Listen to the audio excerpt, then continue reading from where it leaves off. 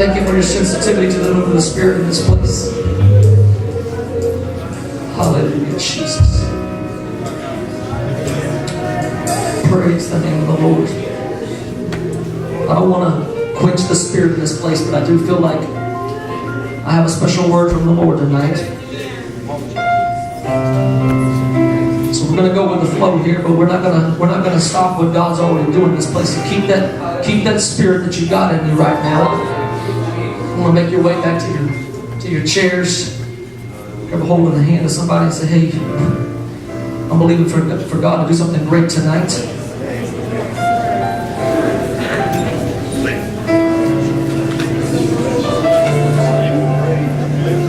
I want to give honor to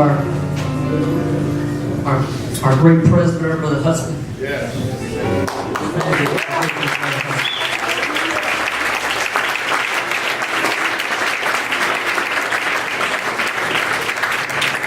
This man makes it to every single youth rally. And he doesn't feel like it. He doesn't have to be here. But he's here because he loves you all. And I don't know how it is in other sections, because I've always been to section 11, but I don't think that's a common thing for a president to be at every single youth rally. But Brother Husband's here every time. And that's because he cares about all of you. And I'm so grateful to have a leader like that cares about our young people.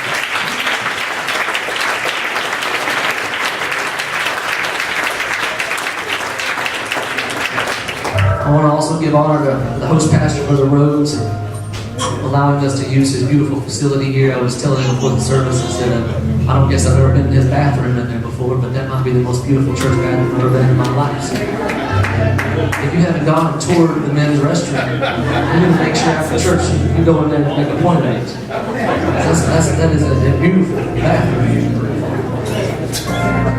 Give honor to all of our pastors that are in this place, all of our sectional leaders. I want to give special honor to a lot of you don't know what goes on in the back, the behind the scenes for these rallies that we do throughout the year. There's a lot of work that goes into it, and quite honestly, I don't do very much. I do very little. Most of the work is we'll get people like Sister Hannah and Brother Brian that spend hours preparing weeks in advance for the musicians, the singers get together and practice ahead of time. They show up here early before the rally practicing. We've got people like Brother Dustin that put together our ushers and just there's so many people that go on in the background. So I want to give a hand clap to all of those and thank everyone who collaborates together. Because lives have changed in these things. We had over 90 people, including our regional rally that we had in Bossier, over 90 people last year, 2017, that received the baptism of the Holy Ghost in one of our rallies right here in section 11.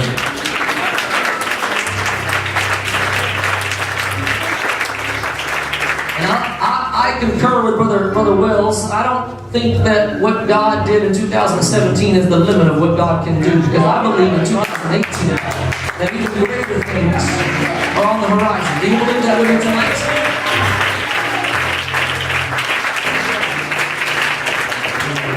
I'm going to be reading tonight from the book of Ezra, chapter number 10, verse number 2. I want to also say I'm glad to have my wife here with me. She's in the nursery with the baby right now, but I'm so grateful to have her with me tonight as well.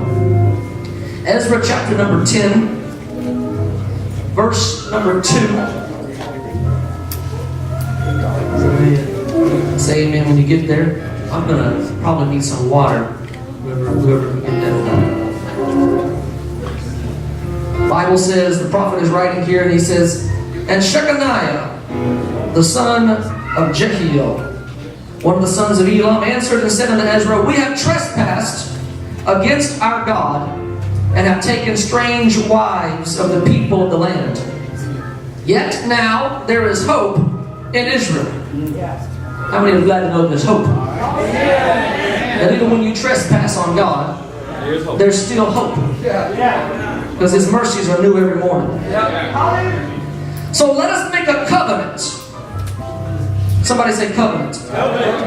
With our God to put away all the wives and such as are born of them, according to the counsel of my Lord, and of those that tremble at the commandment of our God, and let it be done according to the law. Arise, for this manner belongeth unto thee. We also will be with thee. Be of good courage, and do it. Skip down to verse number 16. Thank you, brother.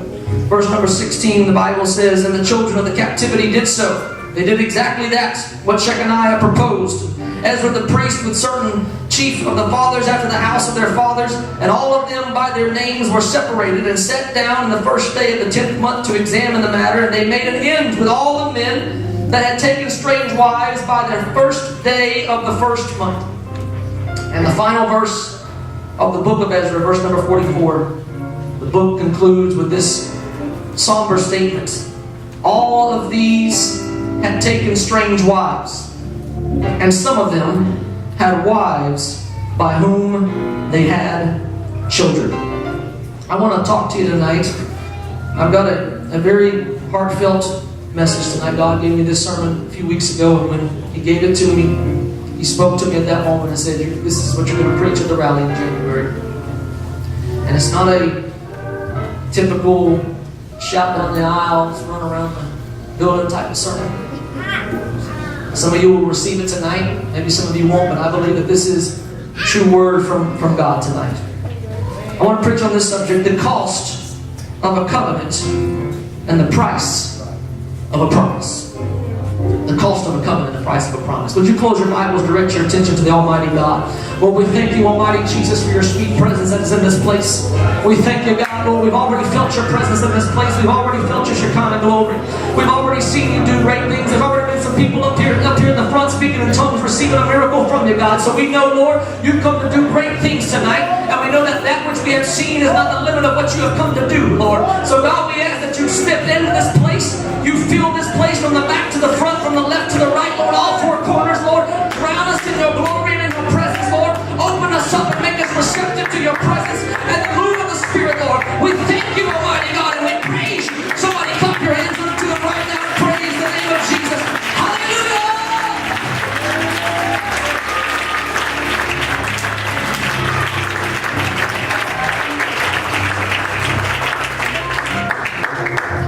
Amen. You can be seated.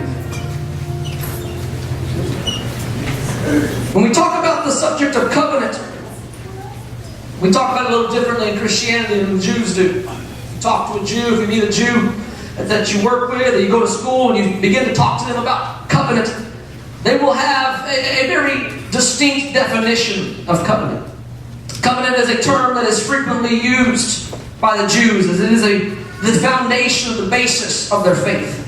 A young child preparing for his bar mitzvah will no doubt be taught almost redundantly about the importance of covenant relationship with Yahweh. He'll learn four basic principles. First, that Judaism began as a covenant, which is another term for a holy agreement, starting with Abraham, Isaac, and Jacob and continuing down to Moses. He'll learn then, secondly, that covenant promised that if the Israelites obeyed God's law or His Torah, then they would be His people and He would be their God. Thirdly, they'll learn because of this covenant, the Jews are understood to be God's chosen people, charged with bringing God's message to the world. And finally, they'll learn that they are called to be a set-apart people, to live as a holy nation, a holy people with a unique group identity. When the Jews speak of the covenant, they could be speaking of any number of covenants that God made with the Jewish people within the pages of the Tanakh, which is what we call the Old Testament today. Throughout the old pages of the Old Testament, it is clear that the God of Israel is a God who believes in forming relationships where covenant agreements are at the centerpiece. It's an if you love me, then and if you keep my commandments, then I will be your God mentality that God brings with Him into each one of the covenants He makes with Israel. Covenant theology attempts to study and explain all the covenants that God makes, and there's different ideas of how many covenants there really are in the Old Testament. Some theologians will give you more, some theologians will give you less, but they all pretty much agree on the 5 premier covenants that are universally accepted. If you ask a Jew, you'd say, tell me, just list off 5 covenants to me. These are most likely going to be the 5 that they list to you. First, we know of the Noahic covenant that God makes with Noah. He gives him a rainbow and says, I'm not going to flood the earth anymore. The second one, which the Jews would actually tell you is the first, because it's the first covenant that is truly a Jewish covenant, is the covenant that God makes with Abraham. And it begins the Israel nation. And he says, if you'll be my people, then I will be your God. The third is the Mosaic covenant, which is the beginning of the Torah, the beginning of the Word, the beginning of the law for the Jews.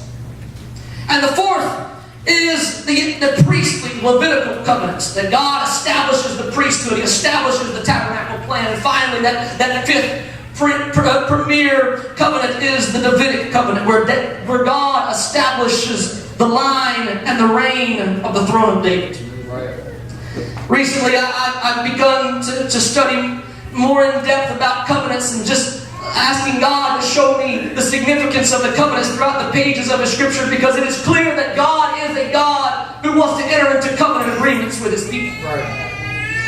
And as I begin to study, I recognize the significance of each of these covenants and the similarities in each of them. And I identify that there are four things in each of these covenants that are similar. I'll give you the first three, and then I'll give you the last. The first three are that every covenant has a mark of some sort. He gave Noah a rainbow. He gave Abraham circumcision. He gave Aaron the ark of the covenant. He gave David the throne, the line that always his son would sit on the throne. That was the mark that he gave for each of those. The second thing that is common with each of those is there's a price that has to be paid. Abraham had to pay a price. He had to pay a price. He had to leave behind his family. He had to leave behind everything that he loved so dear and follow after God. Aaron had to be separated from everything. He had to be set apart from the rest of the nation of Israel. He didn't get to have, there was no Levite tribe. The Levites were scattered abroad. The Levites became marked significantly. Moses had to bear the tragedy of going against Pharaoh and seeing and being rejected time and time again. And the mark that God gave to Moses was the Sabbath. He said, this Sabbath I'm going to give to you is going to be a day that sets you apart from the rest of the world. And finally, David was not permitted to build the house of God. He paid a price as well. That third thing that is common with each of these is that there's a promise that God gives to them. He gives Abraham a promise. He says, if you do these things, then I will bless you. He gave Moses a promise. He said, if you keep my commandments, then I will bless you. He gave Aaron a promise. He said, if you come and you kneel at the altar and you seek my face, then I will come and I will meet with you. Even though there hadn't been a redemption plan yet, even though there was no cross yet, even though there was no blood of a perfect lamb yet, God said, if you'll go as far as you can go, I'll take the extra step. If you'll just go as far as you can go, if you'll just do all I've called you to do, even though technically there's not a way, there's not a passageway yet, if you'll go as far as you'll go, I will come and I will meet you. And David, he said, your line, your children, your lineage will always reign forever. That's the promise. Those are the first three things that are significant. The fourth thing, which is the thing I want to talk about tonight, is where I began to go through and notice something similar in each of these covenants that did not necessarily seem to be a clause or something that God required of the covenant, but it more or less became a repercussion of the fact that these people were in covenant. And when I began to notice this byproduct of covenant relationship, it struck at me very deeply, because this fourth commonality I found, perhaps it is the nature of the covenant relationship that requires it, since covenant relationship is one that requires you to forsake all that is natural to you and embrace all that is natural to God. But this last commonality that I found is the surrender of a child. Abraham had to surrender 2 babies, not one. We talk about the one, but he had to surrender 2. Yeah, we sometimes tell the story of Ishmael almost in a glorious fashion, but I promise you that daddy, that day as he mounted his baby boy, firstborn, on that donkey with his mama, and sent him away knowing I'll never see my baby boy again. I promise you it wasn't a joyous day for Abraham. I'm sure he stood there with tears running down his face, because it doesn't matter how bad a kid is, or it doesn't matter how far gone he is, he's still your son. He's still your baby boy. It doesn't matter if he wasn't the child of the promise. He was still a child of Abraham. He was still a boy that Abraham could look into his eyes and see his own reflection. He could look at him and see some things in him that he remembers of himself when he was a young child. And as he had to watch that baby boy run off in the distance, he knew, I'll never see that boy again. And just as he goes off in the distance, and he can no longer see the silhouette of his firstborn, he thinks this is as bad as it can get. God speaks to him again and says, now take Isaac, your only son, take him up on a mountain. And I want you to go up another level. You're not just going to send him off on a mountain. You're going to lay him on an altar and you're going to kill him. That's right. And Abraham takes that boy just as he had taken Ishmael and put him on the back of that donkey silently. Without arguing with God, he takes Isaac silently. Without arguing with God, takes him up that mountain. And Isaac, all along the way, begins to ask, Daddy, I see the wood. I see the matches. I see the preparation for the sacrifice. Where is the blood, Daddy? Daddy says, God's going to provide. And I know he preached that Abraham knew that God was going to save him. Abraham knew that even if he had to kill Isaac, that God was going to raise him up from the grave. But I don't know that Abraham knew that. Because Abraham didn't get to see Ishmael right off in the distance, and then God said, nope, just kidding, he's coming back. When he saw Ishmael right off in the distance, he saw Ishmael right off in the distance for good. Yeah, but Abraham had made up in his mind that even if I have to give everything that I have, even if I have to give my last boy, even if I have to give all that I am, everything that I love, everything I hold dear in this world, God, if that's what you require, I will surrender all for you.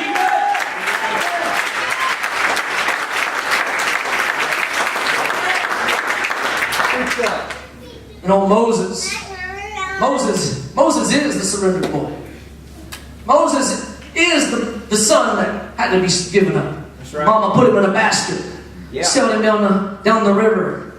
The king and the Pharaoh there, they find him and they raise him. And Mama sure she gets to go in and nurse him a little bit, Brother Wells, when he's a baby. But Mama doesn't get to throw his birthday party for him. Mama doesn't get to buy his first pair of basketball shoes. Mama doesn't get to take him to soccer practice. Mama doesn't get to see him get on the school bus for the first time to go off to kindergarten. Mama doesn't get to experience those things because Mama had to make a sacrifice. And Abraham grows up being raised by a family that's not his own. Being raised in a place where he does not really belong. You know, it's interesting because Moses, see a lot of parallels with Moses and Jesus. And Moses is a poor man who's born into a poor man's house, but he's raised as a king. Jesus is born a king, but he's raised in a poor man's house. Moses is that surrendered child that has to bring in the law. But Jesus is that surrendered child that brings in a way to fulfill the law. And Moses becomes that surrendered child. And Jochebed has to give up that baby boy knowing that she won't get to raise him the way that she wants to raise her baby boy. Then you've got Aaron. Aaron wakes up one morning. I'll tell you the story about Aaron. Aaron gets up, brother, it's the most exciting day in his life. Right? He gets up because he knows today is the day I'm going to be consecrated. Today's the day. This is the day. I remember when I went to my ordination service. It was exciting because Brother Cox is going to pray over me. It's going to be such a sweet move of the Spirit. It's going to be a great service. I'm so excited about this service. What I was excited about that day, no way be anywhere in comparison to what Aaron was excited about. Aaron was going to get to see the presence of the Almighty God. He was going to get to go to a place that no one else in all of Israel got to go. He was going to get to see God do things and walk with God in ways and talk with God in ways that no one else in Israel got to do. And he thought, today is the day that we've been longing for. Today is the day that the tabernacle set into effect. Today's the day. And I imagine he got up with a song in his lips that day, and he was excited about what was going on. He got had a little dance in his feet, and he was excited about what God was going to be doing that day. And they go out, and the Bible says this, all the entire nation comes out. And they're having a festival. They're having celebrations. People are cheering. They're worshiping God. They're singing. They're dancing. They're playing musical instruments. And in the middle of all of that, the Bible says that Aaron's two boys go over. And I don't know exactly what they're doing, but they did something that wasn't pleasing to God. The Bible says that they put strange fire. They disobeyed God. They put something on the altar that shouldn't have been there. And right in the middle of the celebration, right in the middle of the festival, right in the middle of the Holy Ghost rally, a bolt of lightning comes down and kills not just one of his boys, but both of his boys in 1 second. The Bible says that Aaron stood silently, and Moses points at Aaron and says, "You're not allowed to mourn for this. You're not allowed to cry. You and your wife and your kids are not allowed to mourn or grieve for the loss of these two boys. The rest of Israel will mourn for you. But you have a higher calling. You have a bigger purpose. You continue with the ceremony while someone else comes and carries the bodies of your boys out and does a funeral without you." And Aaron, just as Abraham silently did, just as Jochebed silently did, Aaron silently turns back to his duties of the day and begins to go about his priestly duties, continuing on with the ceremony while somebody else comes and takes his baby boys out to bury them. Come on. And we look at that and we say, that's too harsh. I can't imagine being in that situation. Not even being allowed by the husband to run over and touch your boys one more time. But Aaron had a bigger purpose that day.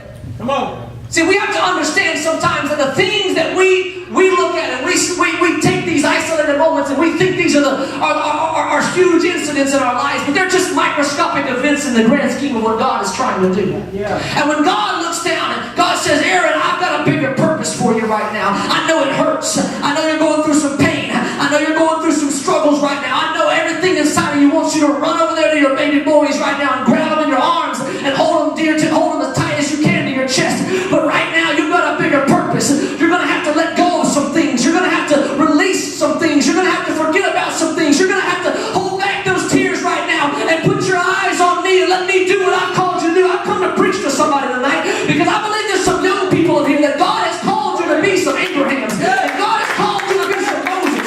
And God has called you to be some high priests like Aaron. To stand up in a generation where all else forsakes God. And stand up and say, "I will not back down. I will not turn away. I made up in my mind if I have to go through struggles, if I have to go through pain, if I have to go through problems, if I have to go through hell itself, I will not turn away from what God has called me to do."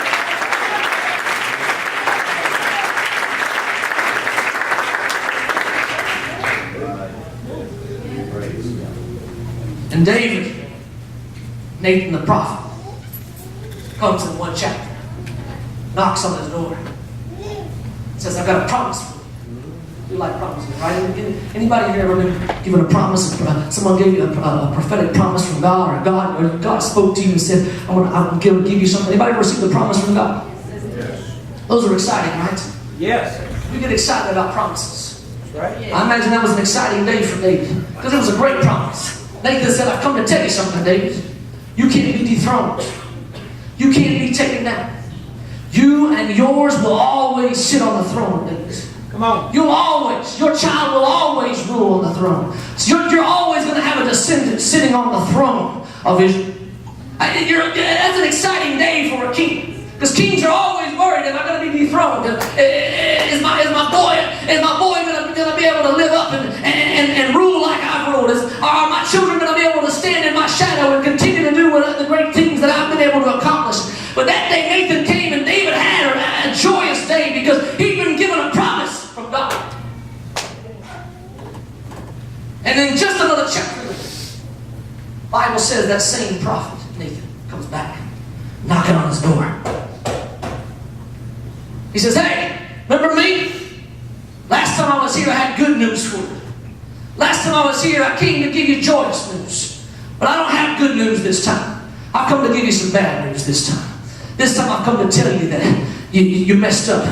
You slept with Bathsheba, you killed Uriah, and the baby that baby that Bathsheba's pregnant with right now, that baby's going to die because of the sins that you committed. Come on. And the Bible says that David goes to his prayer chambers and he rips his clothes and he puts ash and sackcloth upon him and he begins to cry out to God, as God, have mercy upon me. Lord, forgive me, God. Don't take this out on my baby, God. Lord, save my baby. And he's crying out to God. And he's praying with everything within. He's praying harder than he's ever prayed before. And he said, God, I need you to save my baby boy. One of the servants comes into the room and says, David, your son's dead. The Bible says David gets up, he dusts himself off, takes a shower, puts his royal garments back on, goes back about his kingly duties that day. And the servants were astounded. Yeah. And they said, are you not going to mourn for the death of your boy? And David said, I prayed for him while he was alive. God's had his way now. That's right. Nothing I can do about it. I'm just going to go about doing what God has called me to do now. See, David had a shaking moment in that moment. God had to wake him up from some things. But when David woke up, he realized, I don't have time to grieve over these things anymore. Yes, it hurts. Yes, there's troubles. Yes, there's trials. But I cannot look back anymore. I've got to just look forward. That doesn't mean David didn't hurt anymore. That doesn't mean that he didn't. Aaron that day, just because he went about his priestly duties, doesn't mean that he didn't continue to hurt day after day after day after that. That doesn't mean that Abraham didn't continue to yearn for his baby boy Ishmael. But all that means is that they made up in their mind that I won't look back. I won't go back. I won't turn back. That even though the pain is still there, I made up in my mind. I set my eyes on you, and I'm never turning away.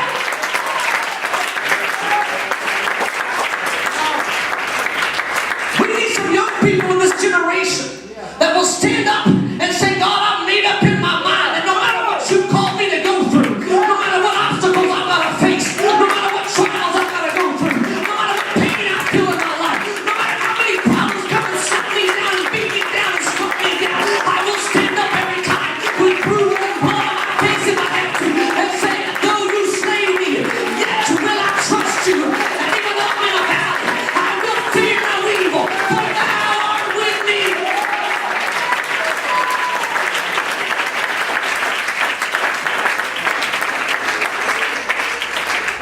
I don't know about you, but I've made up my mind. I've come too far to turn back now. I've been through too many things for the wells to turn back now. God's brought me out of too many things right now for me to turn back now. So devil, just bring on whatever you got to bring on. Bring on all the problems and pain and trials. I know there's going to be more, but I've made up in my mind that even if I have to go through that struggle, I'm going to go through with a shout.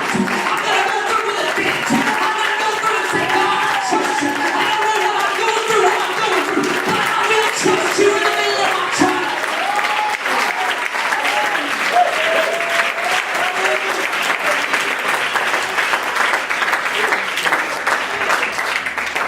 We see this over and over and over and over again in the pages of the Scripture.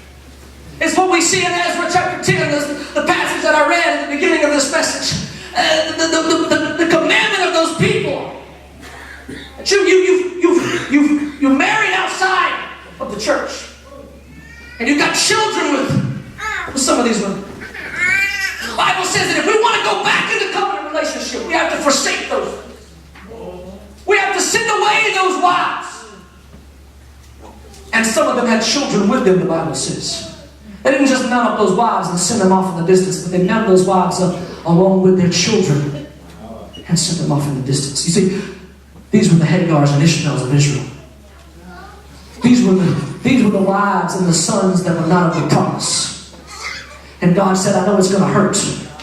I know it's going to hurt to let go of some things, but sometimes you have to let go of some things in your life because they're not a part of the promise. They're not a part of the promise right now. I know you're holding on to some things right now that are dear to you. I know you're holding on to some hopes and some dreams right now that are dear to you. I know you're holding on to some ambitions right now that are dear to you. But are they of the promise? Because if they're not of the promise, you need to send them off in the distance. And it might hurt to see them go off. It might hurt to turn your back on all those things that you yearn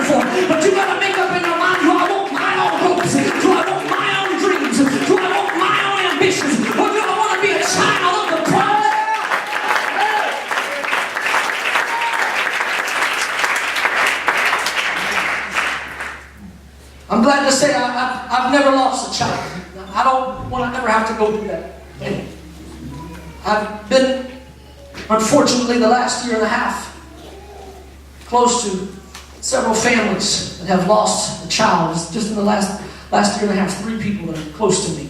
2 within my family, 1 very close friend of mine. And so I've seen the grief patterns in each of these cases. Pastor Spates, God did something for me years ago. I had to write a paper in a class, and I don't know why I chose to write this paper. Well, I know now. It was God. But at that moment, I didn't know why I chose this paper. But the teacher said, you need to write a paper on the church, how the church should minister to a group of individuals that are marginalized, disenfranchised, separated. They're going through something that no one else is going through. So I immediately, the thought came on, I'm going to write a paper on what the church needs to do, how the church needs to respond to people that have lost children. I didn't even know anybody that lost a child. So I called my dad and I said, do you know anybody that's lost a child? He said, oh yeah, I know some people. I said, can you get them to give me some surveys? And I just want to, if they're willing, if it's anonymous. And so I sent out these surveys, and I got all this feedback back from all these different people. I didn't know who most of them were, and I was just reading through the pages of the responses that they gave to me. And the last year and a half, as I've gone through these experiences firsthand, where I've been close to individuals who have lost a child and their family, I've been able to see exemplified in a first-hand accounts of exactly some of the things that I heard those mamas and daddies tell me on paper several years before.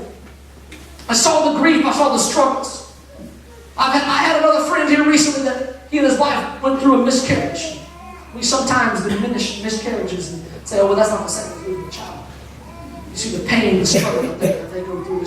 The struggle and the pain is very similar. Because you see, when you lose a mama or you lose a daddy, you lose your past.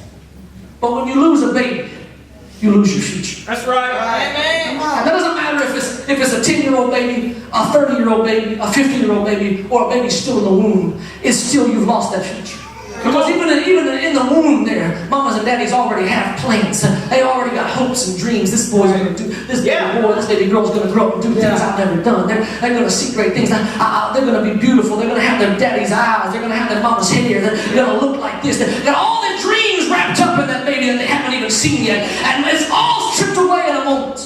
Yeah. Right. Yeah.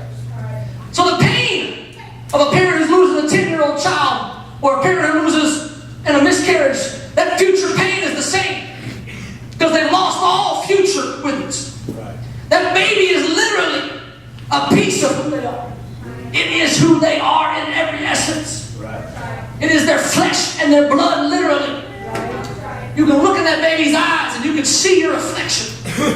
You can see things, the way that baby begins, as he or she begins to grow, you see them replicate things that you look at them and you think that reminds me of me when I was a kid. That baby is you. And that baby is everything that you never were able to accomplish. That baby is all your hopes and your dreams wrapped up in that child. One of those surveys that came back to me. When Daddy wrote on that survey, he told me about the pain, the struggle that he went through after losing his child. He said this. He said, the loss of my boy was more than just the death of the living, beautiful child that he was. It was also the death of everything I had ever dreamed of and hoped for. I'd never get to have a son who would grow up to be a preacher.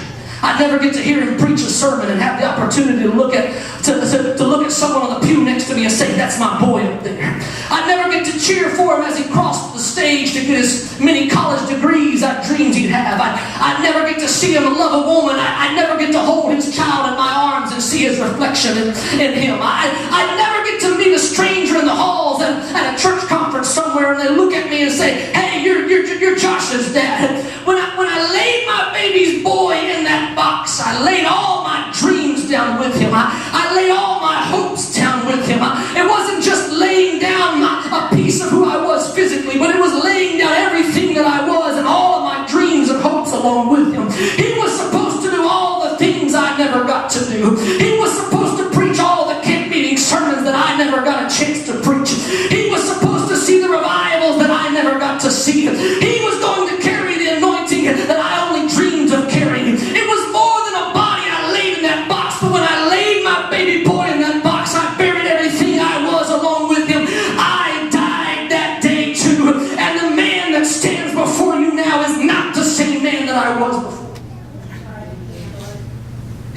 himself death that day. It was more than a child in that box. It was more than burying another human being, but he buried himself. He died along with that child. He put all of his hopes and all of his dreams in it. I began to think. As recently I went through with a very close friend of mine, lost a child. I saw the pain and struggle that he was going through. And you know, when you lose a child, everything goes upside down. Your best days become your worst days. All the things that used to be bad are all the things that you wish you had now. Things that you used to celebrate really well. Birthdays and Christmas. The day the graduation day, that your child will be walking across, getting their high school diploma. Those are celebratory days. But when you lose that baby, all those days now become the hardest days of your life. Right. When that birthday rolls around, it's hard. When those Christmases roll around, it's hard. When that day rolls around, it's the day that your child's supposed to be walking across and getting that diploma. And you know my baby boy's not walking across that stage today because he's not here anymore. Everything is upside down, and right becomes wrong, and bad becomes good, and the things you used to get mad at the child about, messes and spilling things and breaking things in the house and being loud while you're on the telephone, those are all the things you miss the most. And everything is backwards, and everything is upside down, and everything is inverted, and it's just all turned around, and it just seems backwards, and everything is turned around. As I stood in the foyer after the funeral of this friend of mine, this man of God who lost his baby boy, I stood there with Brother Dusty Young, came down with me, and we went to this funeral, and this young man began to tell us about some of the pain that he was going through. He talked about, he said he got a bunch of insurance money, and he said insurance money was put in my bank account. He said, it's a bunch of money. But he said, I don't care. So I give it all away right now. It doesn't mean anything to me. Brother Dustin was standing there with me. Brother Dustin pointed his finger at me. He said, that's the spirit of an apostle. He said that to my husband. I began to think of all these things. I thought about the Apostle Paul. Because everything is upside down with Paul. Yeah. He says, I was crucified with That's Christ. right. Come on. Nevertheless, I live. Yet not I that's living, but Christ that lives in me. Yes. Paul said, my sorrow, I count my sorrow as joy, and I count my joy as sorrow. Yeah. To live is Christ, and to die is gain. And if I'm going to boast about anything, I'm not going to boast about my accomplishments, but I'm going to boast about my pain and my persecution, and the things I once counted as gain, I now count as loss, and the things I once counted as loss, I now count as gain, and everything that was wrong is now right. Everything that was right is now wrong, and all the things I wanted to accomplish, I don't care about anymore, and all the things I used to hate and try to destroy are now the things I want to do because God lives within me. Even though I'm no longer alive, everything is backward.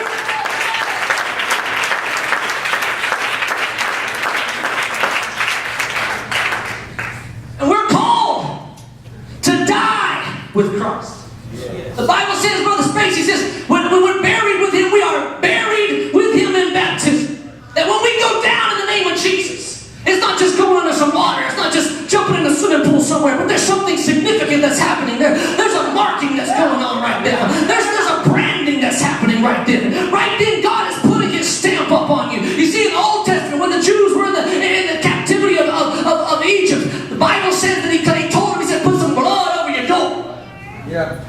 And the Passover angel wasn't commanded to sweep past the Jews and kill the Egyptians. But the Passover angel was commanded to sweep past the blood and kill the ones without the blood. Yeah, come on now. What that tells me is it's not about your race, it's not about your creed, it's not about where you come from, who your mom and your daddy is, and what privilege you have. It's about, do you have the blood in your life? Have you been marked by the blood of the Lamb?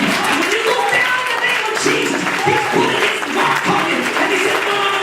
Sweep on past this one. Go on past this one. This one don't belong to you now, but this one belongs to me. Because He died in that baptismal pool. And then He came up again. He was a brand new creature.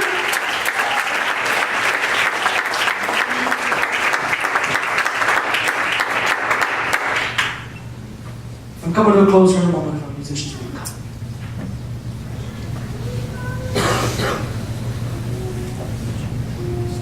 There's another covenant. The Bible says, Jeremiah prophesied about it. The rose, it says, covenants aren't going to stop with David. There's a new covenant that's coming. Hebrews tells us about it. Yeah. Hebrews quotes it. Hebrews begins to tell us of this new covenant. Throw it up there so they can see it. Throw that passage up there in Hebrews chapter 8, verse number 6. Hebrews goes through and begins to tell us of this new covenant. He says, there's a brand new covenant that's coming. And with this new covenant, he says, I've been obtaining a more excellent ministry by how much also he is the mediator of a better covenant, which was established upon better promises. Verse number 7.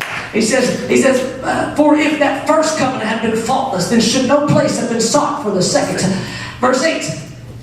For finding fault with them, he said, behold, the days come, saith the Lord, when I will make a new covenant with the house of Israel, with the house of Judah. Verse 9, he says, now according to the covenant that I made with their fathers in the day when I took them by the hand to lead them out of the land of Egypt, because they continued not in my covenant, and I regarded them not, saith the Lord. But verse 10 says, for this is the covenant that I will make with the house of Israel after those days, and I will put my laws in their mind, and I will write them in their hearts, and I will be to them a God, and they shall be to me a people. You see, there was one more baby boy that had to be given. There was one more baby boy that had to be sacrificed. And the Bible says, for God so loved the world that he gave his only begotten Son, that whosoever believeth in him should not perish, but have everlasting life. I'm going to tell you right now, there's already been a sacrifice. There's already been a Son that's been given. There's already been a sacrifice that's been made for you today.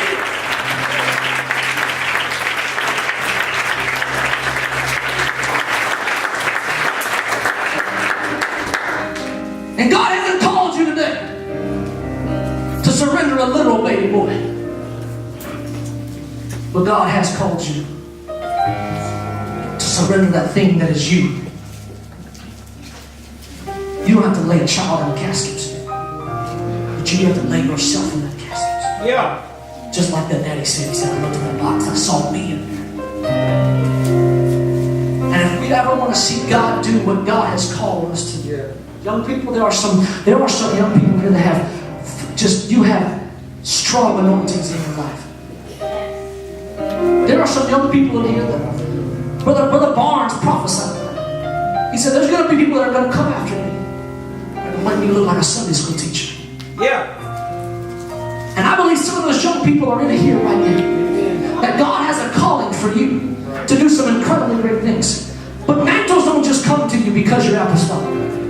Mantles don't just come to you because you go to a church with a sign outside that says you're not a Pentecostal church. Come on. Mantles don't just come to you because your mama and your daddy are preachers. Mantles don't just come to you because you dress the right way. Mantles don't even just come to you because you've been filled with the Holy Ghost and been baptized in Jesus' name. But mantles come to you when you recognize, I've got to pay a price, and I'm willing to pay the price, God. I'm willing to go through some struggles.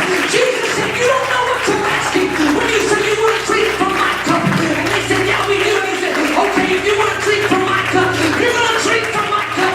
But it's not a cup of joy. It's a cup of suffering. And you're going to be willing today. Do you want to suffer for the things of God? This isn't just Candyland walk with God. If you want to see God do great things in your life, you're going to have to go through some great struggles. And God didn't tell Abraham to take his boy up there and lay him on an altar and sacrifice him that day because God was wondering if Abraham would do it. God knew. Abraham laid his boy on that altar. God stopped him. I said, now you know. I've stretched your limits. You know right now where you're standing. You've gone to the most extreme you could possibly go to in this pain. And now when you leave this mountain right now, when you leave this valley, when you leave this struggle, when you leave the depths of hell that you're in right now, the worst moment in your life that you're going through, when you leave this place and you get out of this place finally, you're going to look back and you're going to say, I came from that. I can come from anything.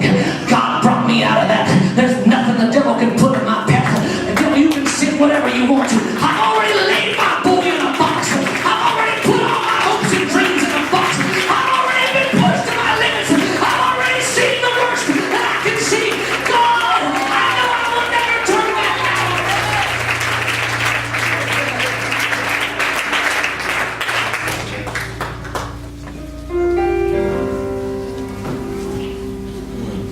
told you this wasn't a normal sermon.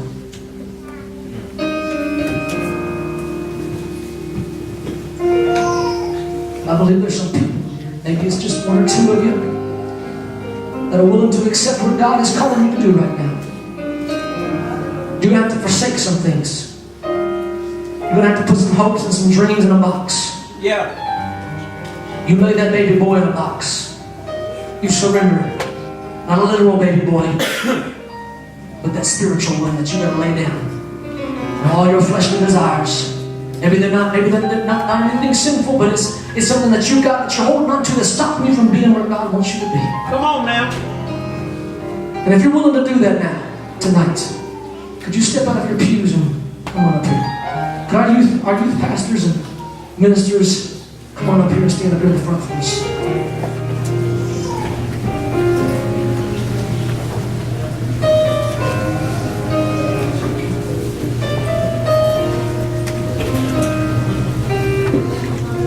All our ministers, come on, let's speak inspiration on stuff for you.